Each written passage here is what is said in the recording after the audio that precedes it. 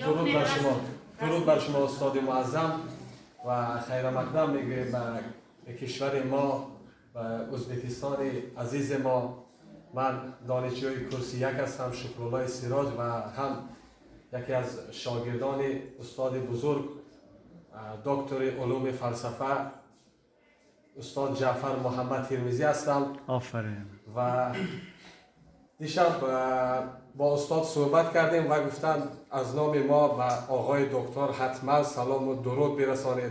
من مشتاق دیدار شما بودم و شکرانه آن دارم که خداوند ما و شما را به دیدار برسانید، زیرا حضرت سعدی بزرگ میگن یاران بهشت صحبت یاران همدم است، دیدار یاری نامتناسب جهنم است. و از آمدن شما، از هر یک نفس شما بوی جنت، بوی بهشت می آید.